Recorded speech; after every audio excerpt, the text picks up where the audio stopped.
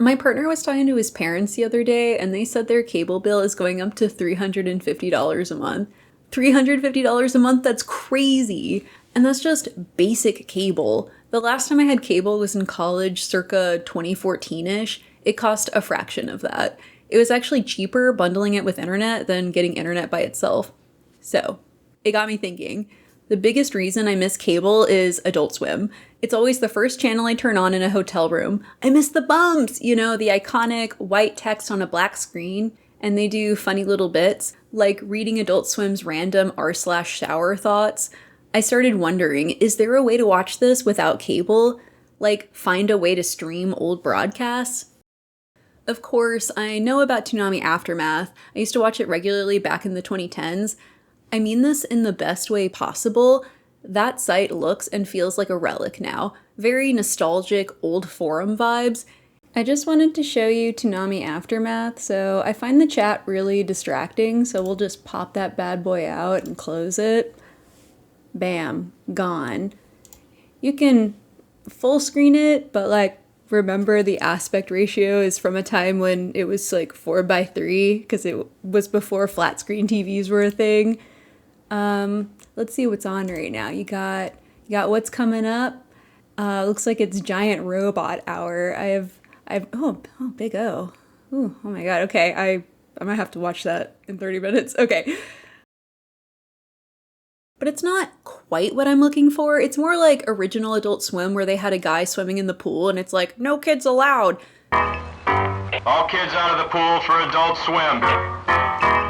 All kids out. Sunday at 10. Adult Swim on Cartoon Network. I still vividly remember the first time I saw that bump. I was like 12, sitting on the floor and staring up at that CRTV while they played a Yu Hakusho marathon. That's still one of my favorite animes. Hell, I got Kurama tattooed on my body. Oh man, what a core memory. Back to the bumps. Toonami Aftermath is very much Adult Swim's early days, but my intention is to feel like it's 2010 again. Staying up late to watch TV after my family's gone to bed, getting introduced to new shows or new episodes of shows I've fallen off of, back when it felt like there was more of a monoculture. I'm gonna go on a bit of a tangent. This rabbit hole has me thinking about the merits of broadcast television. Like, yeah, it's annoying when there's nothing good on, and networks started increasing the amount of commercials. I mean, that's the whole reason streaming took off in the first place. Sheesh, 40,000 channels and only 150 of them have anything good on. Oh my god, I remember when Futurama got moved to Comedy Central. I watched that show so much that I could quote every line from the first 4 seasons, which I only mention because it was so obvious that Comedy Central would cut out lines in order to have longer commercial breaks. Like, sometimes they were punchlines to jokes or even plot relevant, like, "Good news, everyone! I'm sending you out on a harrowing delivery to the flesh-eating bacteria planet." So when the commercial break ended, it was just like, oh, I guess they're here now? It had to have been confusing for first-time watchers. I only mention that for some perspective. People were fed up with cable. It's obvious why streaming took off. But going back to the merits of cable, I liked that my friends and I were all watching the same shows, or at least had access to the same shows. It was much easier recommending stuff. None of this, you should watch this new show I'm really into. Them, I don't know. What's it on? That non-committal conversation killer question. And of course, it's always on a streaming platform the other person doesn't have. Compared to watching something algorithmically tailored to me, I think it's really cool when a friend comes up to me like, I just watched this new show and I'm obsessed. And I'm really hoping you'll like it enough so that we can geek out about it. We're all in our little bubbles now with fewer overlap in the things we're exposed to. Though I guess the flip side of that is a greater chance of discovery since my friends and I get exposed to different things.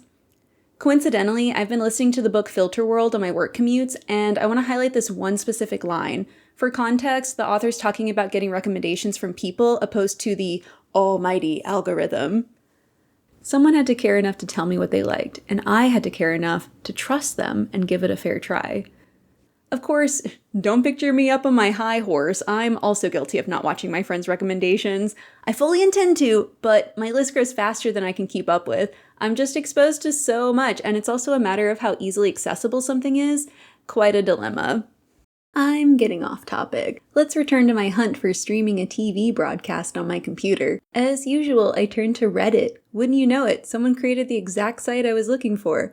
Swim Rewind is like Toonami Aftermath's cool older brother. It's got the iconic Adult Swim bumps, your Fox shows, anime both classic and modern, random kid shows, late 2000s/early 2010s TV sitcoms.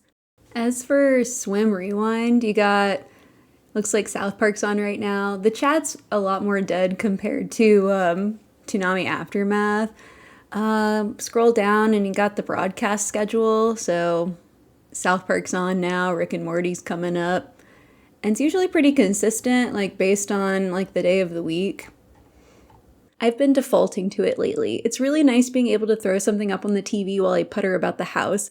Sometimes I don't give a shit about what's on, but it's okay because it doesn't distract from whatever task I'm currently engaged in. It's like, are you bored enough to watch this show that you don't really care about? Or would you rather wander off and tackle your to-do list?